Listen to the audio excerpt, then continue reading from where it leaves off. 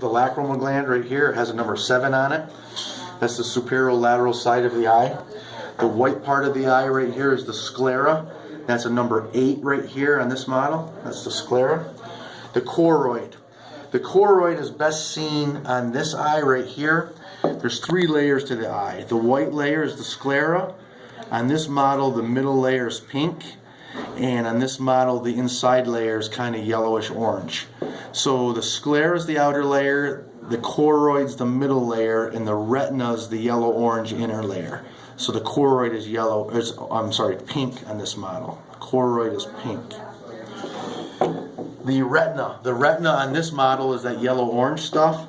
And I can also see the retina on this model. It's actually whitish. It's purple on some of the other models, but it's this whitish number 17 right there. That's the retina. The cornea.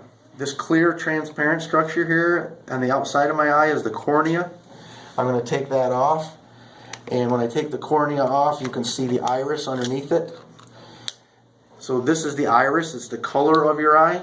In the middle of the iris, there's a hole called the pupil. So that's the iris and the pupil. The lens sits behind the iris, and the way the model holds it in there is like this. You hold it in there like that. So that's the lens right in here. So let me take the iris out. There's the lens. The lens touches this muscle right here, this circular muscle. You can see half the circle. The lens touches the ciliary body. The ciliary body contracts and relaxes and changes the shape of the lens. The optic nerve is this nerve in the back coming out of the back of the eye. You can also see the optic nerve right here. That's the optic nerve. Now, this part is a little difficult. The cavities of the eye. You have 2 cavities in the eye. You have an anterior cavity and a posterior cavity.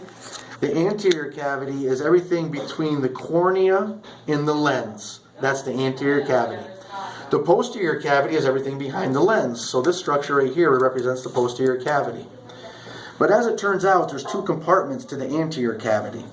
The anterior compartment is the compartment between the cornea and the iris. So this is the anterior compartment here. But if you go through the pupil, then you're in the posterior compartment of the anterior cavity, because there is a space between the iris and the lens. That space right there, where the stick is right now, is the posterior compartment of the anterior cavity. So those are the cavities and the compartments. On the edge right here, it's not on this model real well. On the edge right here, on the edge of the sclera, on the edge of your cornea, you have these sclerovenous sinuses. Those, that little black dot there and that little black dot there. They're blue dots on some of the other eyes. They're right here on the edge. Those sclerovenous sinuses reabsorb the aqueous humor. All right, then we have all the 6 muscles of the eye. And the 6 muscles of the eye go like this. I have a superior rectus muscle right here, number 1.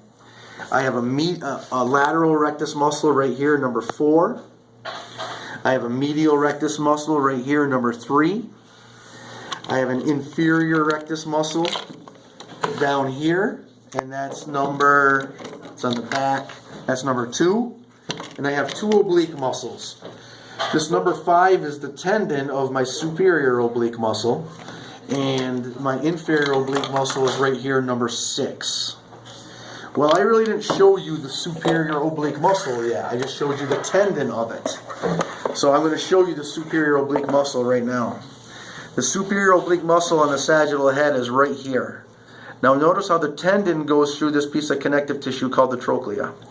And the tendon of the superior oblique muscle inserts on the eye in an angle. That's why it's called superior oblique muscle. So there's the tendon of the superior oblique. That connective tissue stirrup right there is called the trochlea. And there's the superior oblique muscle. So those are the 6 muscles of the eye and the trochlea.